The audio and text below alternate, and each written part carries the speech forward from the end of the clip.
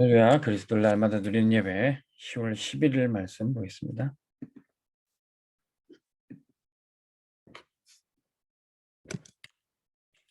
제목은 택한 백성의 예배 처소를 준비하시는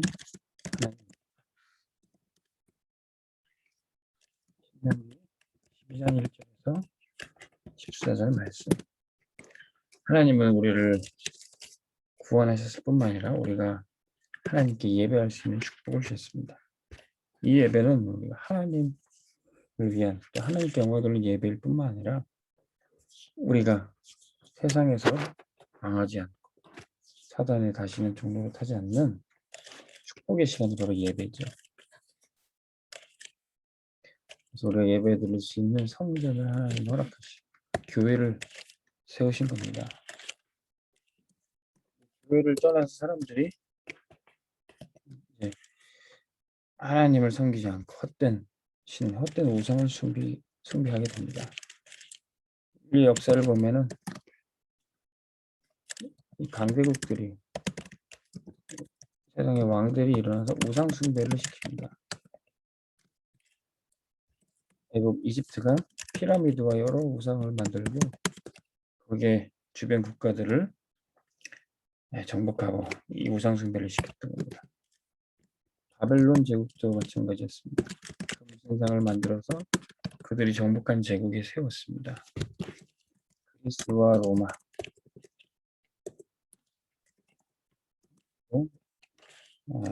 제우스를 비롯한 그리스 신들을 만들어놓고 신전을 만들어놓고 거기에 사람들을 숭배하게 했습니다.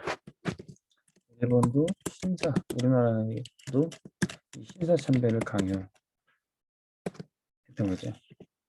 그리고 북한도 지금까지 김일성 우상을 만들어놓고 모든 이 북한의 동포들을 우매하게 만든다. 거기에 통치하기 편한 수단으로 이 우상을 씁니다. 물론 그들은 정치적인 목적을 가지고 있었지만 이 세상의 정서와 권세자들 붙들고 있는 누가 똑같이 시키지도 않는데도 똑같이 그 우상 숭배를 강요하고 있는 거죠. 그런데 오직 성경만, 복음만이 우상 숭배를 하지 말라고 얘기하고 있어요. 왜 그렇습니까? 이 우상 숭배를 하면은 사단과 귀신이 역사를 하게 됩니다.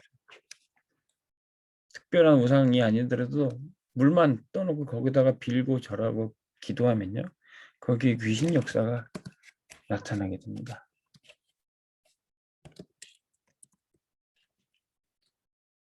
귀신이 역사하면요, 정신적인 문제 가운데 우울증, 조울증, 귀신 소리와 귀신이 보이는 조현병들이 생깁니다. 정신적으로 굉장히 불안한 공황증, 불혈증들이, 그런 증세들이 나타나요. 이 우상숭배한 사람들, 잘못된 종교나 귀신 섬기는 일을 굉장히 몰두했던 사람들이 다 겪는 고통들입니다. 근데 이게 본인만의 문제로 끝나는 게 아니라 후대하게 또 대물림이 돼요. 그래서 성경은 이것을 금하고 있는 겁니다.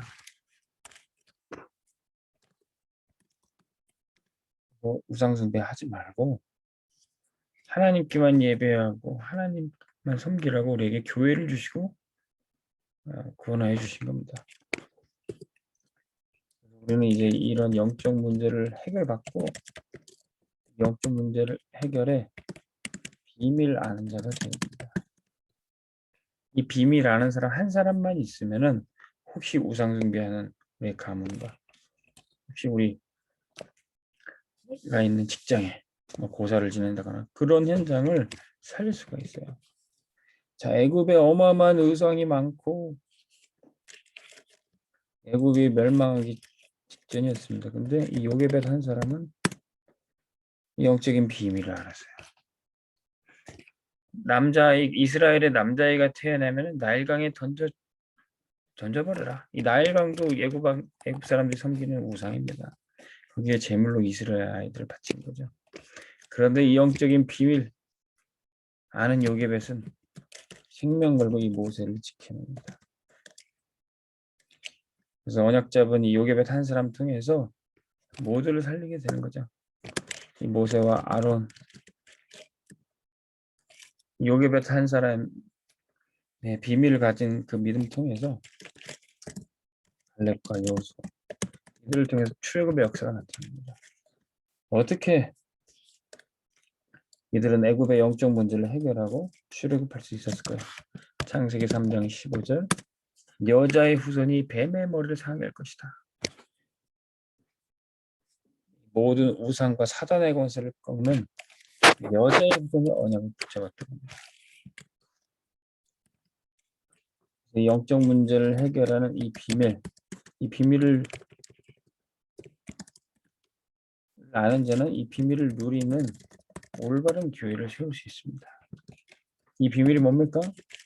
사단을 이기는 그리스도. 사단은 우리 어떤 것도 무서워하지 않습니다. 우리의 지혜와 힘과 우리의 능력을 하나도 무서워하지 않아요. 오직 여자의 후손이 뱀의 머리를 상하게 할 것이다. 사단을 꺾을 유일한 분 그리스도.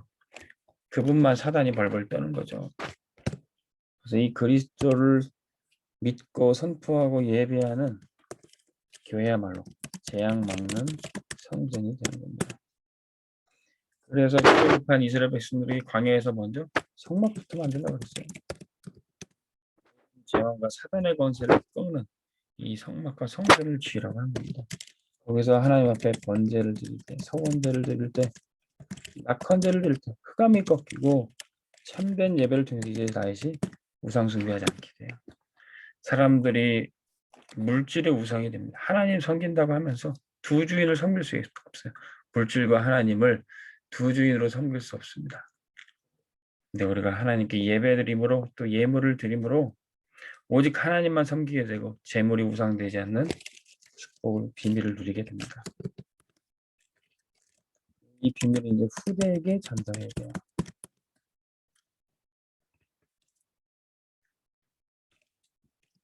하나님이 이 비밀을 주신 곳이 어디입니까? 산에서 그리고 강에서 누릴 수 있도록 광야에서 가르치고 후대에게 전달하도록 마침내 성전에서 이 후대에게 이 영적 문제를 해결하는 비밀을 전달했던 겁니다. 그것을 이스라엘아 들으라. 너는 마음을 다하고 힘을 다하여 여호와 하나님을 사랑하라. 나 외에는 다른 신을 섬기지 마라. 내 곁에 두지 마라. 우상 숭배하지 말라. 하나님의 이름을 망령되이 여기지 말라. 이런 하나님의 말씀을 이 비밀을 각인 뿌리 채질 내리듯 우리에게 맡겨주신 게 후대를 키우는 렘넌트 운동하는 겁니다.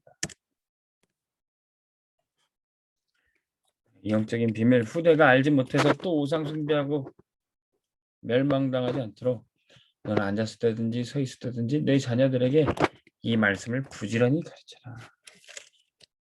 그럼에도 불구하고 이스라엘 백성들이요. 그 언약을 잃어버리니까 어떻게 됐습니까? 바벨론은 또 포로로 끌려가. 하나님 떠나서 하나님께 드린 예배 지금 우상 숭배하니까 완전히 바벨론에 멸망당한 거예요. 근데 하나님께서는 그때도 영적인 비밀을 아는 이 뜻을 정한 사람들을 세우십니다. 그러니까 다니엘과 친구들입니다. 그들은 왜 이스라엘 우리 조국이 멸망했는지 그 이유를 알았어요. 하나님께 예배하고 하나님 섬겨야 될 백성이 우상 숭배에 빠진 거예요. 그런데 포로로 끌려가서 또 우상에게 무릎 꿇게 하고 우상에게 드린 음식을 먹게 하고 이들이 뜻을 정한 겁니다. 우리가 다시는 우상에게 무릎 꿇지 않고 다시는 우리 조상의 길이 갔던 것처럼 멸망의 길이 가지 않겠다. 그래서 뜻을 세운 겁니다. 요셉과 모세가 이 애굽을 보면서 뜻을 정한 겁니다. 이 우상 문화에 빠져들지 않고 나는 이 우상 현장을 하나님이 다스리는 것을 바꾸겠다. 하나님의 살아계심과 그 역사가 나타나는 것을 바꾸겠다. 요셉과 모세가 결단한 겁니다. 일본이 우리나라 백성들에게 신사참배 강요할 때 주기철 목사님과 손양원 목사님은 뜻을 정한 겁니다. 우리는 절대로 일본의 우상에 전하지 않겠다. 우리는 살아계신 하나님께만 경배하겠다. 일본 당신네들이 이걸 하면은 오히려 나라가 잘 되는 게 아니라 더 나라가 어렵고 망할 것이다. 그래서 일본 제국들은 다 망하게 되지 않았습니까? 애굽, 바벨론, 로마 다 망했지 않습니까? 엘리야와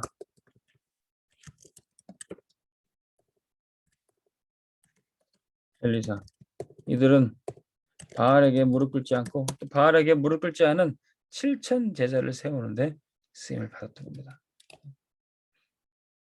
여러분들이 영적인 비밀을 할 때 우리가 절대로 사단에게 무릎 꿇지 않고 평강의 하나님이 속히 사단을 우리 발 아래에 상하게 하실 줄로 믿습니다. 가는 곳마다 흑암이 무너지고 렘넌트들이 일어나기를 주로 축원합니다.